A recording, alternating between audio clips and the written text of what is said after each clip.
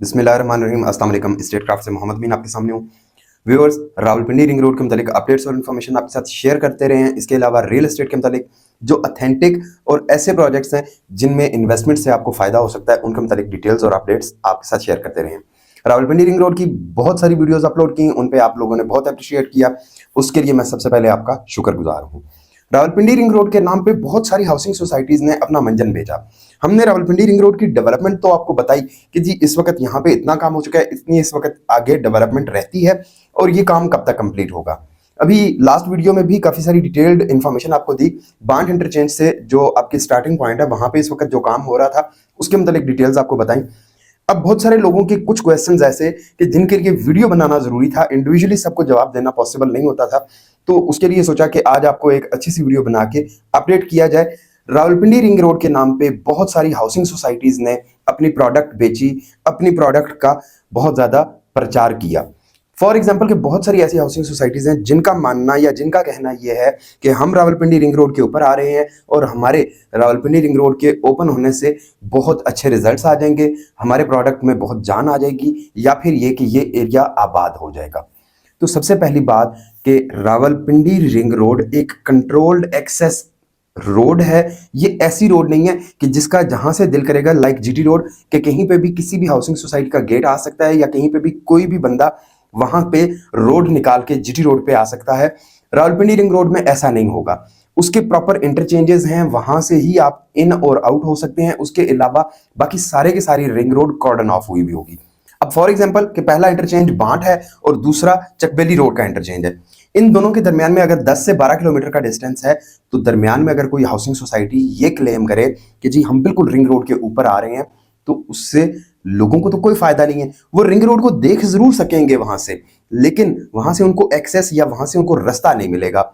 एक चीज, एक ऑप्शन के सर्विस रोड जो रावलपिंडी रिंग रोड के साथ बननी है, इन फ्यूचर अभी बनी नहीं है, वो सर्विस रोड आपको एक्सेस प्रोवाइड कर सकती है कि जी वो आप सर्विस रोड यूज कर सकते हैं। फायदा जरूर होगा उसको, लेकिन वो अगर कहे कि जी वो रिंग रोड के ऊपर है और रिंग रोड के ऊपर होने की वजह से उसकी प्रोडक्ट में जान आ जाएगी या वहां पे आबादी आ जाएगी, तो प्रैक्टिकली ऐसा पॉसिबल नहीं है।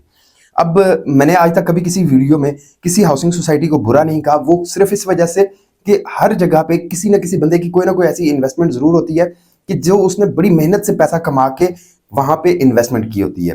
बट कुछ चीजें ऐसी हैं कि जो हकायक हैं, रियलिटीज हैं।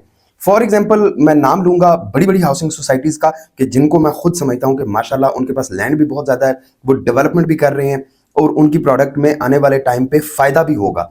उनमें सबसे पहले आ जाता है जी ब्लूवर्ड सिटी, इसके अलावा कैपिटल स्मार्ट सिटी है, फैसल टाउन फेज 2 है। अब छोटी सोसाइटीज की तरफ आ जाए, किंगडम वैली है, रूडन इनक्लेव है, इसके अलावा मवीदा जो कि ख़त्म हो गई, अब पता नहीं कहाँ गई। इसके अलावा अब्दुल्ला सिटी है, मक्का सिटी है, बहुत सारे और छोटे छोटे टाउन्स और हाउसिंग सोसाइटीज़ हैं कि जो कहते हैं कि जी हम रिंग रोड के ऊपर आ रहे हैं। बट अगर देखा जाए तो वो शहर से सारे के सारे प्रोजेक्ट्स, जैसा कि आप ब्लूवर्ड सिटी को देख लें, I have personally visited, Ramzan से पहले मैंने विजिट किया, वहाँ पे मुझे डेवलपमेंट नज़र आई, वहाँ पे मुझे स्पार्क नज़र आया, बट वो शहर से बहुत दूर है। ब्लूवर्ड सिटी में लैंड बहुत ज़्यादा उनके पास मौजूद है कि वहाँ पे अगर आप विजिट के लिए निकलते हैं तो ब्लूवर्ड सिटी पूरा आप वन गो में विजिट नहीं कर सकते। इसी तरह से कैपिटल स्मार्ट सिटी के बारे में मैं अभी रिसेंटली विजिट नहीं करके आया हूँ, बट अब ईद के बाद का मेरा प्लान है कि मैं कैपिटल स्मार्ट सिटी का भी विजिट करूं और वहां पे भी जाके देखूं कि वहां पे क्या डेवलपमेंट हो चुकी हुई है। क्या कैपिटल स्मार्ट सिटी वालों ने जो आज से साल 2 साल 5 साल पहले नारे लगाए थे कि हम डेवलपमेंट करेंगे, क्या वो डेवलपमेंट कैपिटल स्मार्ट सिटी कर पाया है? इसके अलावा रूडन इनक्लेव है, इसके अलावा किंगडम वैली है, ये बड़े बड़े नाम हैं जो रावलपिंडी रिंग रोड या मोटरवे के बिल्कुल करीब आ रहे हैं। अब शहर से बाहर निकलना, लोगों के लिए मोबिलाइजेशन और शहर की इतनी एक्सपेंशन हो कि वो रिंग रोड तक जाए और फिर रिंग रोड को क्रॉस करके कैपिटल स्मार्ट सिटी, ब्लूवर्ड सिटी या किसी और हाउसिंग सोसाइटी तक लोग जाए। अभी रिंग रोड तक शहर आबाद नहीं हुआ। जब शहर प्रॉपर प्लान्ड आबाद हो जाएगा रिंग रोड तक, तो उसके बाद इन हाउसिंग सोसाइटीज का नंबर आएगा।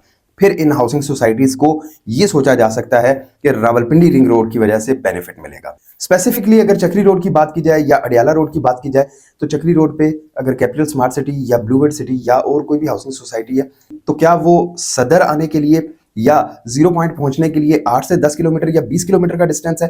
तो ऐसा बिल्कुल भी नहीं है। इनका डिस्टेंस बहुत ज़्यादा है, वहाँ तक शहर को पहुँचने के लिए बहुत टाइम लगेगा। बट एक चीज़ है कि एक ज़माना होता था कि जब जो पुराना एयरपोर्ट रोड है, ओल्ड एयरपोर्ट वाला जो एरिया है, उससे आगे जीटी रोड बिल्कुल वीरान होता था।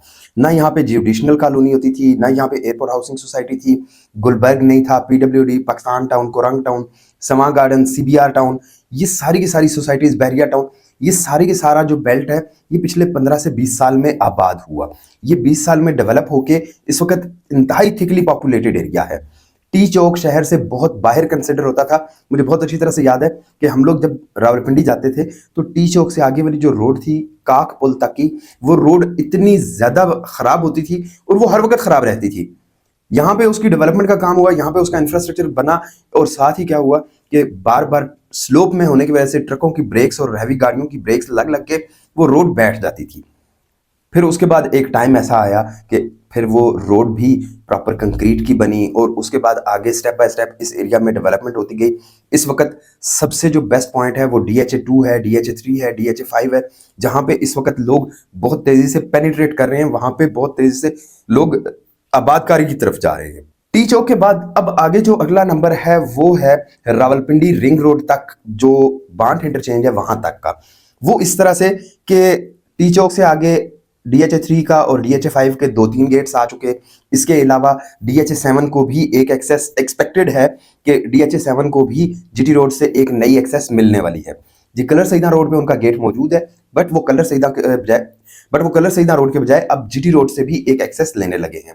जीटी रोड पे आबादकारी में एक सहूलत और एक आसानी है कि ये चूंकि पुराना रास्ता है, यहाँ पे पहले छोटे छोटे देहात ऑलरेडी आबाद हैं, लोगों का ट्रेंड है। उसके अलावा जब आप रावलपिंडी शहर से बाहर निकलते हैं तो आगे मंदरा, गोजर खान, सोहावा, दीना, ये सारे का सारा बेल्ट आता है और इन सारी बेल्ट से, इन सारे एरियाज से लोग रावलपिंडी सिटी में और इस्लामाबाद में जॉब के लिए, बिजनेस के लिए या अपनी डेली की जो ज़रूरियात हैं उनको पूरा करने के लिए शहर का रुख करते हैं। मेडिकल फैसिलिटीज़ अवेल करने के लिए और इसके अलावा शॉपिंग के लिए ये सारी की सारी जितनी भी बेल्ट है वो रावलपिंडी इस्लामाबाद आने के लिए जीटी रोड को यूज़ करती है। आने वाले टाइम में जीटी रोड मजीद फ्लोरिश करेगी और यहाँ पे बहुत सारे कमर्शियल हब्स भी बनेंगे। यहाँ पे DHA का साइबर सिटी भी आएगा, डॉल्मेन सिटी भी आएगा और इसके अलावा और बहुत सारी चीज़ें आएंगी। मेरी बहुत सारी वीडियोस में बहुत सारे लोगों ने कमेंट किया कि जी मैं बहुत ज़्यादा एग्जैजुरेट करके बता रहा हूँ, तो भाई पिछले 25 साल का ट्रैक रिकॉर्ड उठा के देख लें। मोटरवे बने हुए 90s में जब मोटरवे बनी तो उसके बाद से लेके अब तक कितने शहर उसके इर्द गिर्द आबाद हुए। कोई एक नया शहर ऐसा बताएं जो मोटरवे के ऊपर आके आबाद हुआ हो, जो मोटरवे के नाम पे आबाद हुआ हो। तो रोड्स और इंफ्रास्ट्रक्चर पुरानी रोड के ऊपर, पुरानी जीटी रोड के ऊपर ही आता है और उसी को ज्यादा बेनिफिट होता है। रावलपिंडी रिंग रोड के बनने से इस बेल्ट को तो फायदा होगा। इसके अलावा रावलपिंडी रिंग रोड का जब फेज 2 बनेगा तो वो आपका ठलियां इंटरचेंज से लेकर बाराकाहू तक, जी बिल्कुल, ठलियां इंटरचेंज से संगजानी टोल प्लाजा, पसवाल के रास्ते से और उसके बाद फिर इस्लामाबाद के बिल्कुल ऊपर मार्गला एवेन्यू से होता हुआ बाराकाहू तक आएगा। और इसका जब ईस्टर्न बाईपास बनेगा तो उसके आने से आपका जो बाराकाहू और इसका लेफ्ट साइड वाला एरिया है इस्लामाबाद का, वो सारे का सारा एरिया मजीद फ्लोरिश होगा। व्यूअर्स, रावलपिंडी रिंग रोड के नाम पे लोगों ने इन्वेस्टमेंट भी कर ली, रावलपिंडी रिंग रोड के नाम पे लोगों ने अपना प्रोडक्ट भी बेच लिया, बट रियलिटी यही है कि जब तक शहर की हदूद वहां तक नहीं पहुंचती जहां पे आपने पैसा लगाया हुआ है, तब तक आपको इंतजार करना पड़ेगा। रियल एस्टेट में इन्वेस्टमेंट करते वक्त 3 चीज़ों का लाजमी ख्याल रखना चाहिए। सबसे पहले आपकी बजट की जो प्लानिंग है वो, नंबर 2 रिस्क लेवल और नंबर 3 आ जाता है एग्जिट प्लान। बजट मींस कि आप कितना पैसा लगा रहे हैं, मजीद आपको कितना, अगर आप प्लॉट इंस्टॉलमेंट पे ले रहे हैं तो मजीद आपको कितना पैसा लगाना पड़ेगा। अगर आप ये सोच के पैसा लगाएं कि जी मैंने डाउन पेमेंट देनी है और उसके बाद मैंने यहाँ से इसको बेच के प्रॉफिट पे निकल जाना है और खुदा न खास्ता हालात उस तरफ को नहीं जाते, तो फिर वो आपके लिए एक बहुत बड़ा चैलेंज बन जाएगा। इसके अलावा जो रिस्क फैक्टर है या रिस्क लेवल है, तो उसमें क्या चीज़ आ जाती है कि आप किसी ऐसी हाउसिंग सोसाइटी की फाइल्स ले लेते हैं कि जिसका आपको बताया ये जाता है कि जी अगले 6 माह में हम आपसे डबल पे वापस ले लेंगे या आपको इतना प्रॉफिट देके आपसे वापस बाय बैक कर लेंगे। तो ये टोटल रिस्क है। फाइल आपने खरीद ली लेकिन ऑन ग्राउंड नहीं है, जब तक ऑन ग्राउंड नहीं आएगी प्रॉफिट नहीं होगा। बबल्स जरूर बनेंगे और उससे बेनिफिट भी हो सकता है, बट कंफर्म नहीं है कि इससे आपको बेनिफिट मिलेगा।